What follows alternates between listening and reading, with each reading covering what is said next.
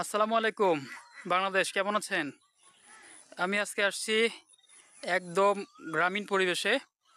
চারপাশে ধান, সবুজের সমাগ্রহ দেখছেন। এই যে এখানে একটা গাছ দেখে ভিডিও করতে মন চাইলো। গাছটা শুয়ে পড়ছে, তার কোনো যত্ন নেই। নদীর পার বিধায় গাছটি হেলে পড়ছে। হেলে পড়ার কারণে এই গাছের এখন আর কোনো মর্যাদা নেই। হয়তো বা কিছুদিন পর আবার পানি আসলে এই নদীটা ভরে যাবে। নদী ভরলেই তখন আবার সেই গাছটাও নিচে পড়ে যাবে।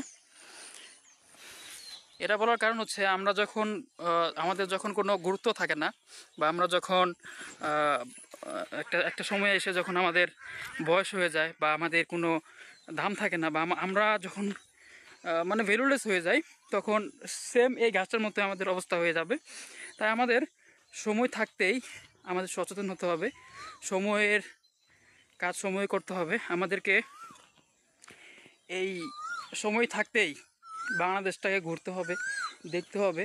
আর বিশেষ করে শহরে থেকে আপনি বাংলাদেশের প্রকৃতির কিছু অনুভব করতে পারবেন না। গ্রামে আসলেই এরকম সৌন্দর্য দেখা যায়।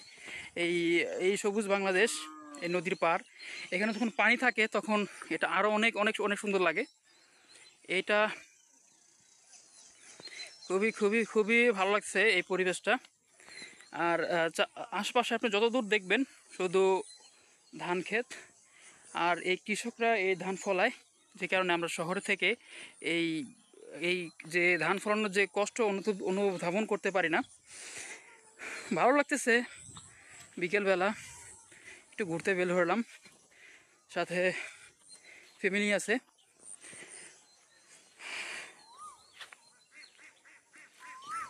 সবুজ বাংলাদেশ, পাখির টু টু কুহু কুহু গান মনোমুগ্ধকর, ভালো লাগে।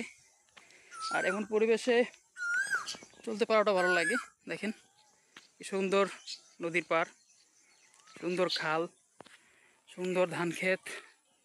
আর হচ্ছে এটা হচ্ছে পলাশ ফুলের গাছ।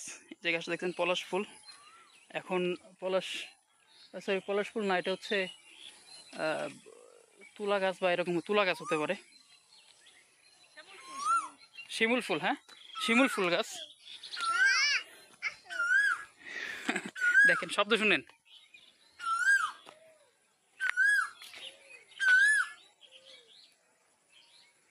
পাখির টুহু টুহু গান সেই লাগলো। তো আজকের মতো এখানেই ছোট্ট ব্লগটি শেষ করতে যাচ্ছি। সবাই ভালো থাকবেন, আমার জন্য দোয়া করবেন। আসসালামু আলাইকুম।